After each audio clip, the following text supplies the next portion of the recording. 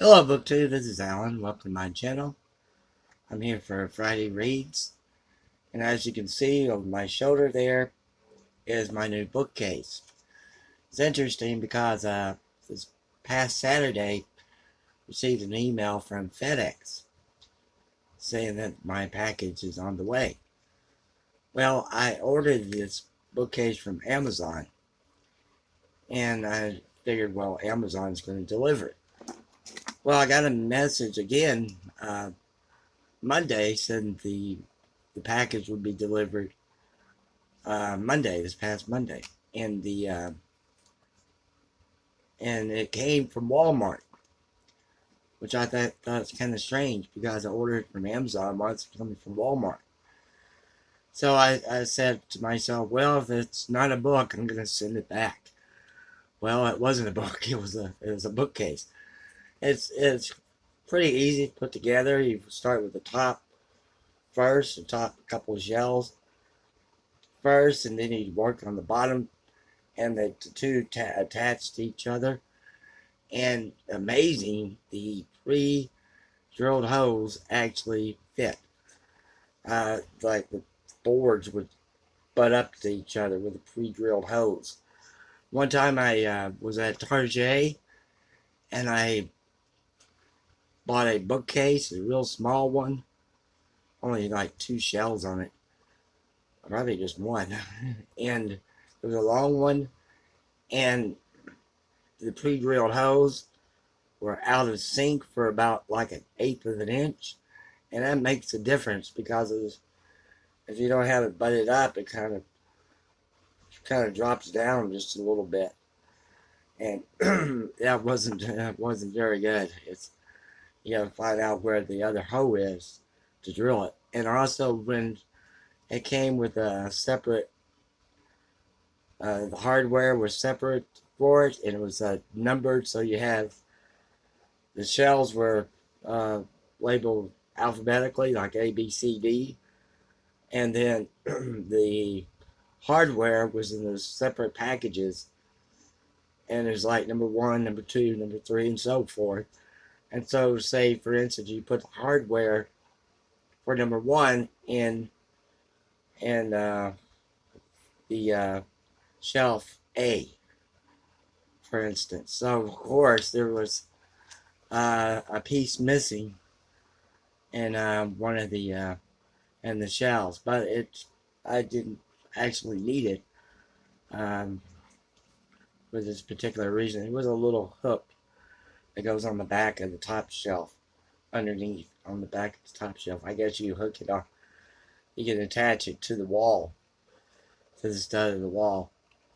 And yeah, so it looks good. I've already filled it up and it looks pretty good.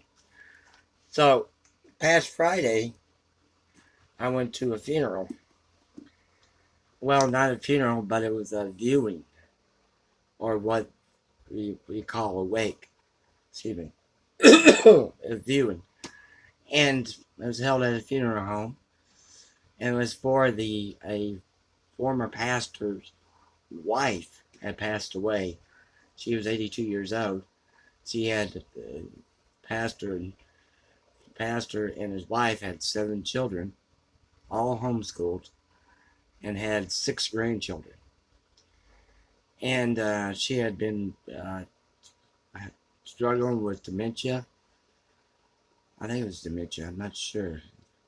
Dementia, Alzheimer's. I'm not sure. And so she passed away, 82.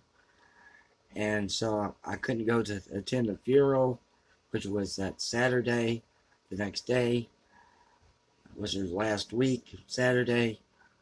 But I went to the wake instead, or the viewing. And I brought this book with me, which is Justification of the Good, an essay on moral philosophy by Vladimir Solov. This is a book that President Putin recommended for his governors to read this one. So I was reading this one, and it came. I was reading this on the bus on the way to the. I had to catch 2 buses on the way to the funeral home to view the body, which is they had a closed casket, but I was there to visit others to show my respect. So it comes up here. So I was reading this, and actually, he's the author of this one here, War and Christianity, from the Russian point of view, 3 Conversations by Vladimir Solovyov.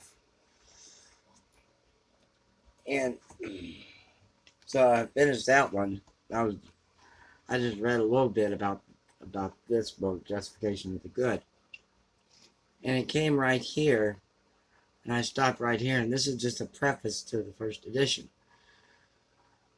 And he says right here, if the good were not pure, if it were impossible in each practical question to draw an absolute distinction between good and evil, and in each party's case say yes or no, life would be altogether devoid of moral worth and significance.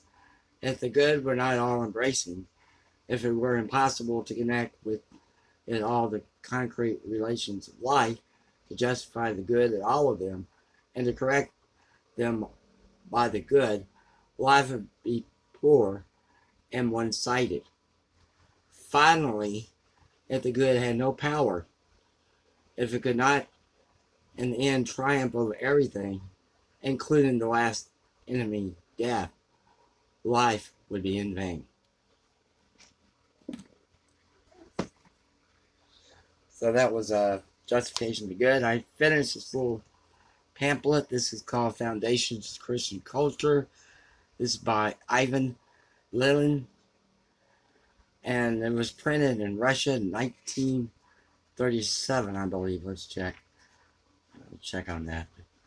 Yeah, 1937, republished in Russia by the Brotherhood of St. Job of Pogovev in 1990. It was an English translation copyrighted by 2019 by Nicholas Kotar. So this is actually a pamphlet. That's what it is, because this goes on for, it's very short, because it goes on for just 40 pages.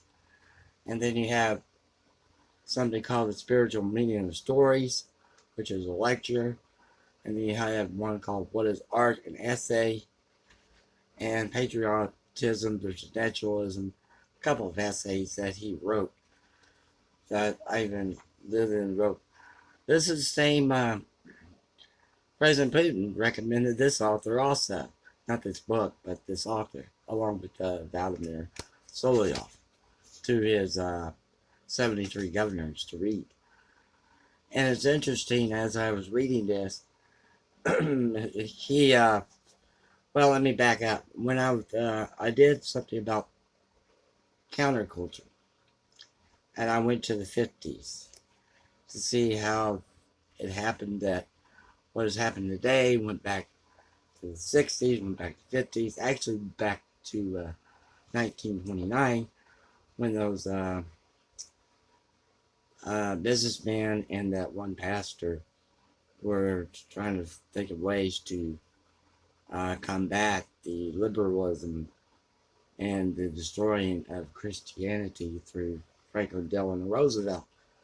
However, this author, traces the beginning. The process of separation of culture from faith, religion, and the church began a long time ago. It has been going on for several centuries. In Europe and America, secular culture and secularism itself can trace their beginnings all the way to the Renaissance. And he says back right here, modern man has continued to travel ever further away from the eternal truth of Christianity. We have lost the ability to contemplate these truths. We have habituated ourselves to live without them. And so we have degenerated intellectually and morally, plunging ever closer to a complete culture crisis unheard of in the history of mankind. And this is what modern man seeks.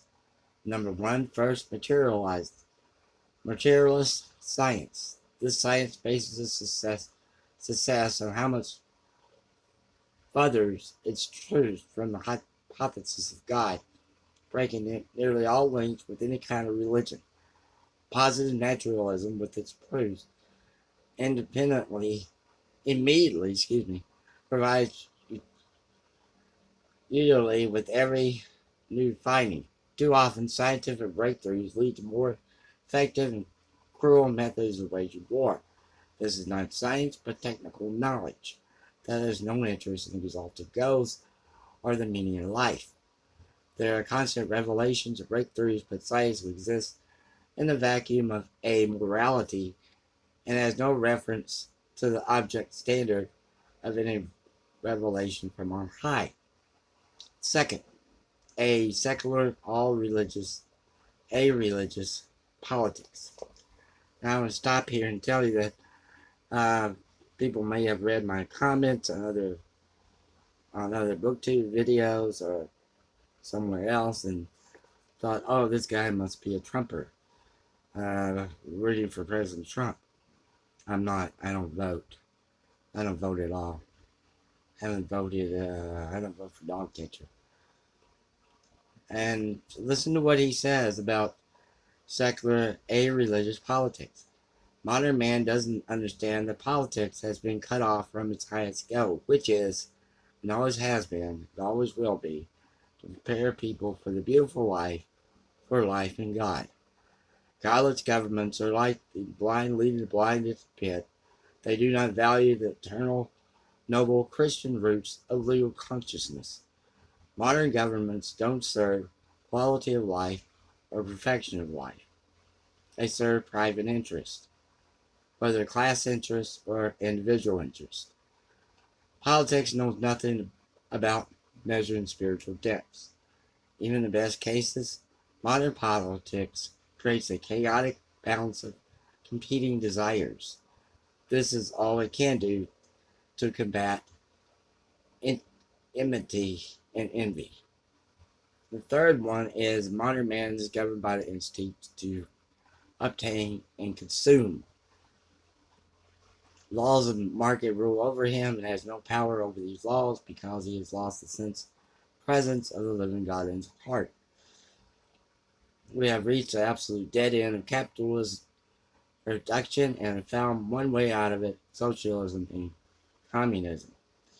Fourth, modern man has abandoned himself to a religious and godless heart that has become nothing more than vain entertainment and a veteran and depressing spectacle.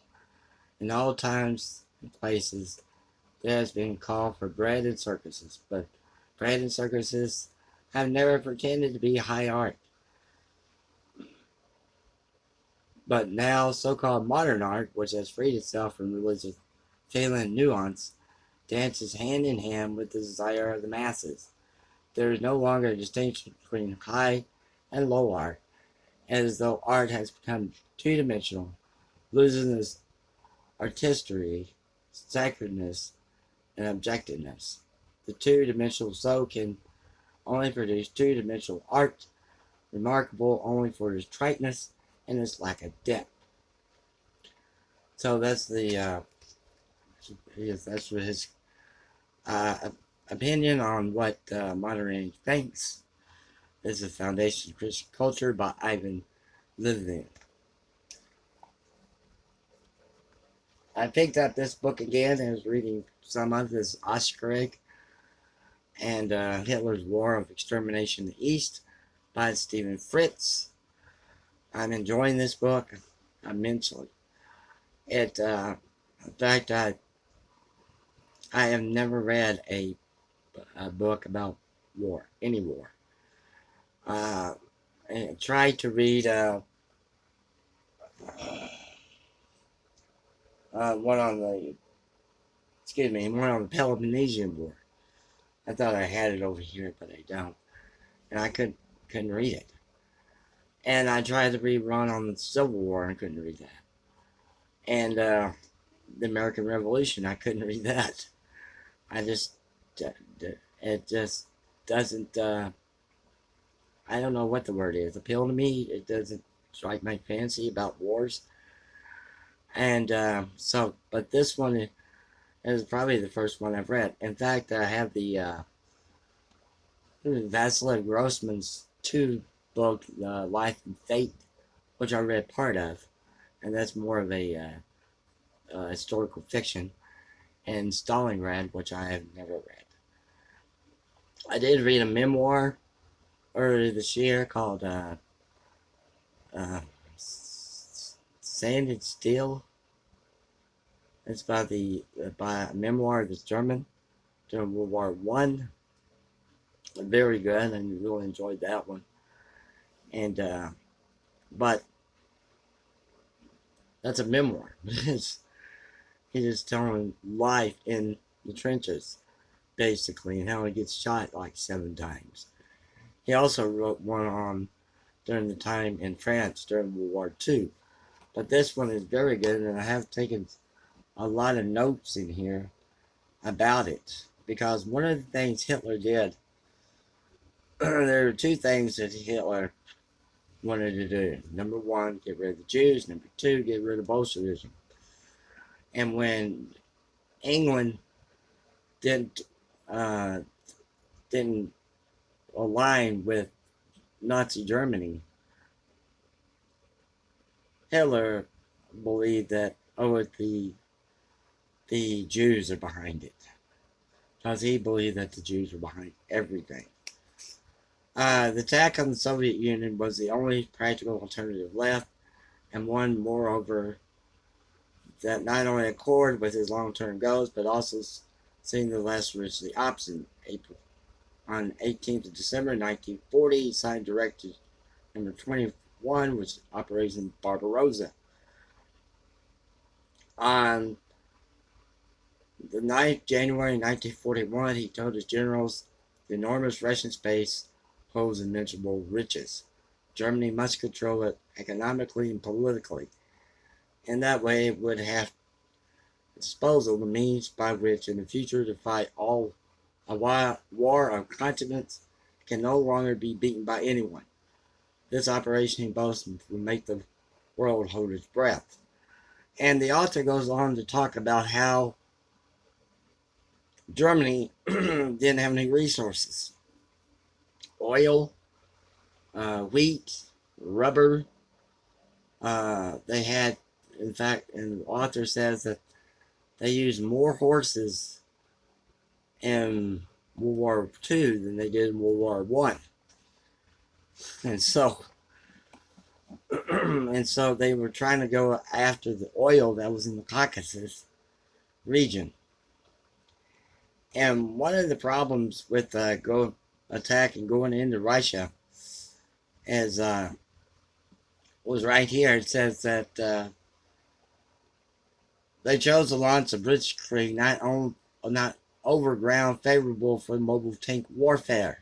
The rolling countryside of the Ukraine and towards the vital oil supplies of the Caucasus, but through the endless expanse of forest and marsh in central Russia, an area of few roads, unsuitable for motorized warfare.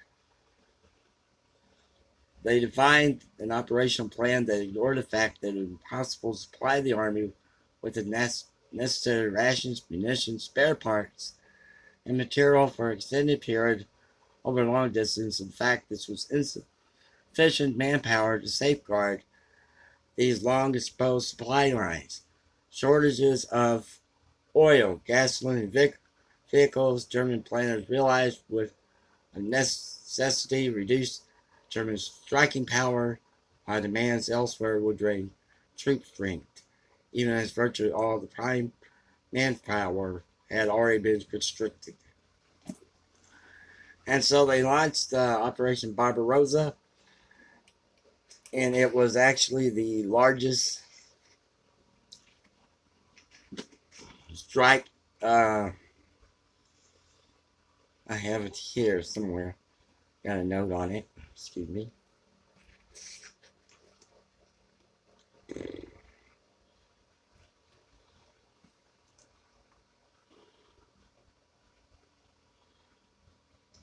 Sorry about that. I lost my place. Uh, as the very first of the, here it is. Sorry about that. Hitler's Crusade. The Soviets lost 242,000 soldiers, 4,300 tanks, 5,800 guns, and 1,200 combat aircraft. Um, there were 324,000 Red Army prisoners, 3,300 tanks, 1,800 artillery pieces captured or destroyed. This is different regions of the country. Here's one. In the opening battles, the Soviets lost over 100,000 soldiers, more than 1,000 tanks, 4,000 guns, and 1,000 aircraft. Russian troops began to fight stoutly, but the initial defeats threatened Leningrad with disaster. It was actually, I can't find it here because the author makes a point to state that it was the largest landmass. No, can't think of the word. Yeah,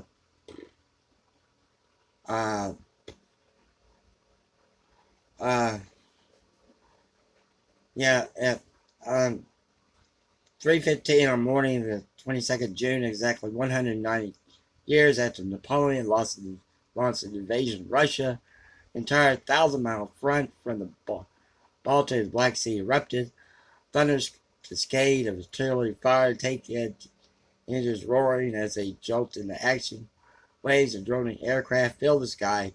The clattering of machine gun fire, the sharp burst of mortars, and hand grenades, and the earth crumbling and shaking amid the shrill shouts of racing men released from an almost unbearable nervous tension.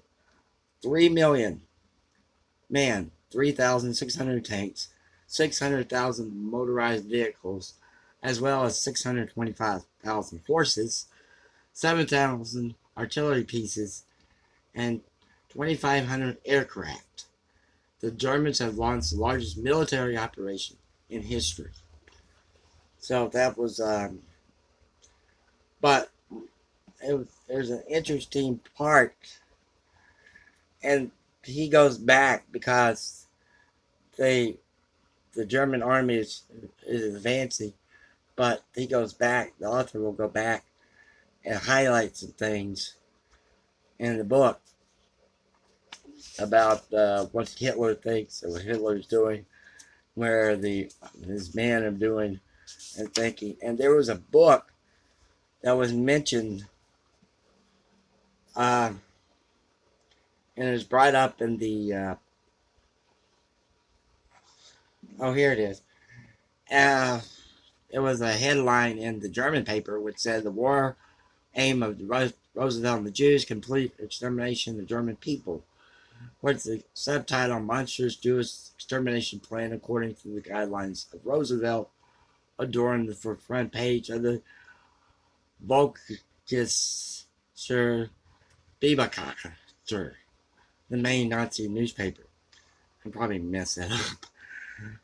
And it was written, the book is called Germany Must Perish, by Theodor Kaufmann, a 31-year-old Jewish businessman from New Jersey. He was angry at the harsh treatment of Jews in Nazi-occupied Europe. And he self-published the book. And the book caused a minor stir in the early spring of 1941. And he believed that Germany must be done away with and divided into 5 parts. The book is available on Aid Books, either for $500 or $1,600.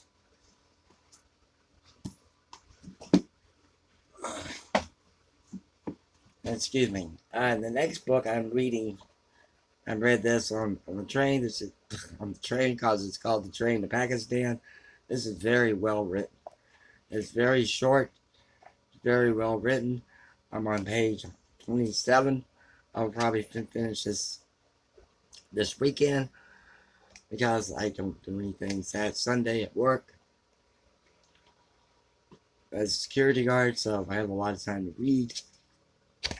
And I've shown this before on this channel, and it says on the back, I'll read it again on the back, it says, summer in 1947, with the creation of the new state of Pakistan was formed and announced.